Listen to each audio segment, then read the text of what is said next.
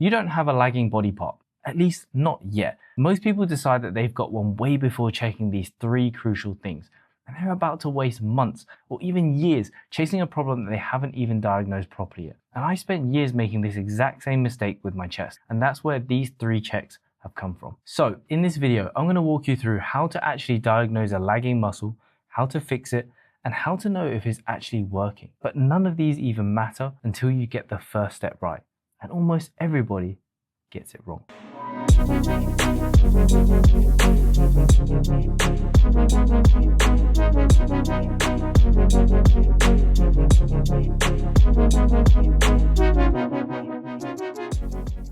Now, don't take this the wrong way, but most people aren't experienced enough or even lean enough yet to actually know if a muscle is lagging. And there's 3 things that you need to rule out first. When you first start lifting, you might look at certain muscles and think, they look a little bit small. But pretty much every muscle is underdeveloped. There isn't a standout muscle because everything needs work. You need years of consistent balance training under your belt before you can truly even say something is lagging. A lot of the times, you likely just haven't been training long enough rather than the muscle being weak. And if you're not sure whether you're actually training hard enough or whether your lagging muscle is really just a training quality issue, I've got a full video breaking down what hard training actually looks like and how to spot it. I'll link it in the description so that you can check it out after this one. But even if your training is on point, there's one more thing that can completely distort what you're seeing. It's very difficult to see a lagging body part when it's covered in layers of fat. You might be holding pockets of fat in certain areas. So for example, your arms, they might appear tight in your shirt and have a large circumference, but it might just be holding a lot of fat. So when you diet down, your arm shrinks, not because it's lost muscle, but because it was mainly fat. And you can only find this out once you run a proper fat loss phase. So between training age and body fat percentage, you've got to have trained consistently for a while and be lean enough before you can judge this. So the second part is whether the muscle's actually small or whether it just looks small. So stick with me here.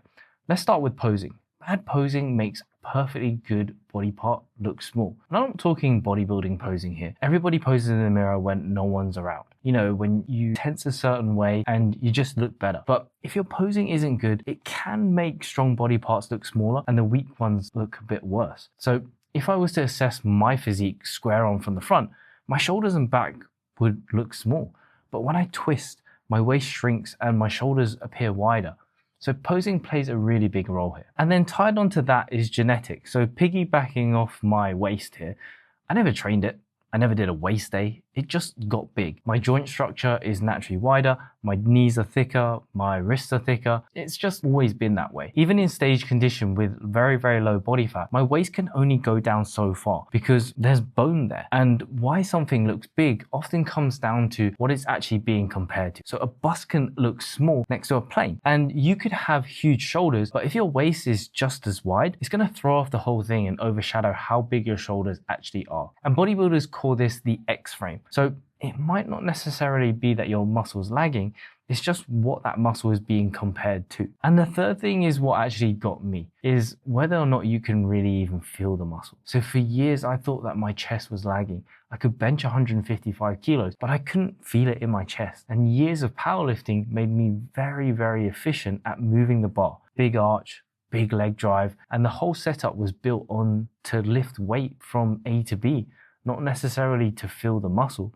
It wasn't so much that it was lagging, I just got really good at moving the weight and bench pressing. I got good at that exercise. So the fix wasn't necessarily that I needed to do more chest volume or more bench pressing. It was just that I needed to do different chest training. So I moved away from the barbell bench to the dumbbells and machine-based pressing, where the movement kind of converges a little bit. I slowed the speed down. I stopped dive bombing the bar down to my chest. I stopped thinking about just moving from A to B, and I started thinking about actually challenging and contracting the muscle. I reduced my arch, I reduced my leg drive, and I got weaker at first, but I could finally get a chest pump. And now I lift with the same form with a much better connection, a much better contraction, and I have a bigger chest. So before you decide that something's lagging, ask yourself whether it's actually small or whether you've just never learned how to really feel it. All right, so your form is good now, you've got a good connection with the exercises, and you've been training productively for years. what should you do next? First, you're going to need to find out what your current volume is.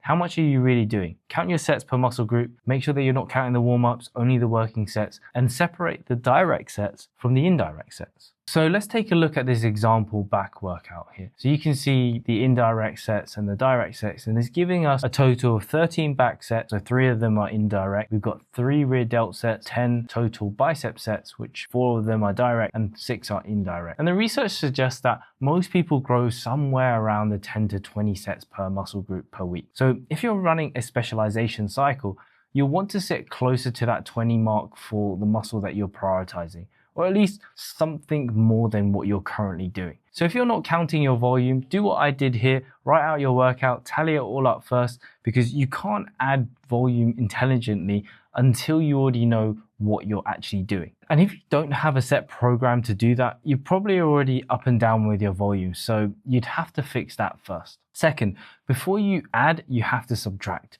One of the biggest mistakes that people make when it comes to specialization is turning it into generalization. So specialization should be a redistribution of volume, not adding more global volume. You're reallocating it rather than adding to it. You have to take away from stronger muscle groups and reallocate to the muscles that you're specializing in. It's a little bit like calories. You're redistributing your macros so that your total calories stay exactly the same, rather than just adding more carbs and then your calories go up. Yes, and I know what you're thinking.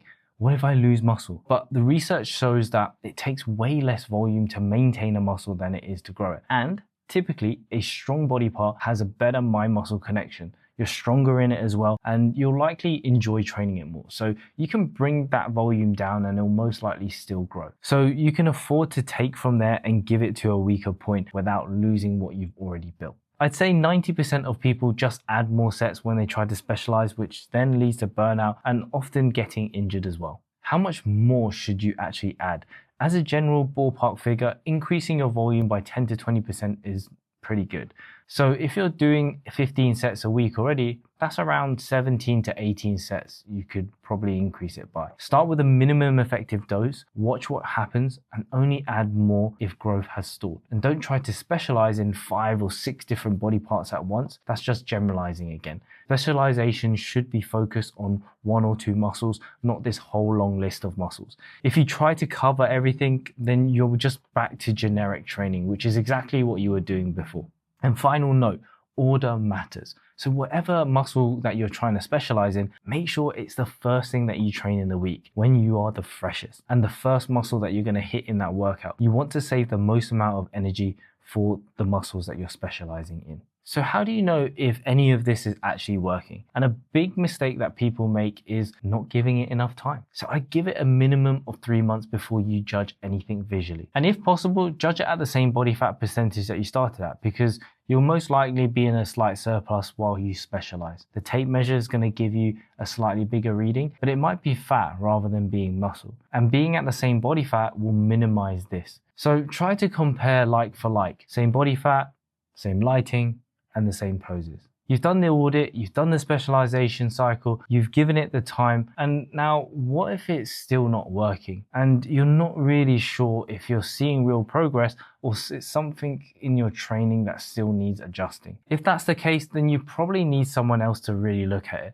A coach who can give you an honest and unbiased opinion, because at that point, it's probably difficult to assess this yourself. So to quickly recap, 3 major things. 1, check if it's even real before you chase it. It might just be a training quality thing, a lack of experience, or genetics. 2, if it really is lagging, audit your volume and reallocate it. Don't just pile more on top. 3, give it time and judge it at the same body fat percentage before you go changing anything else. And if you've gone through all of that and you're still stuck after a fair few attempts, then that's when it's worth getting a second pair of eyes on it. And that's genuinely what I do for my coaching clients. So I'll drop a link to my calendar below. You can book a call. We can figure out if I can help.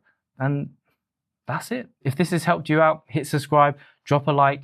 It genuinely makes a difference getting this knowledge out to more people who need it. And other than that, I'll see you on the next one. Peace.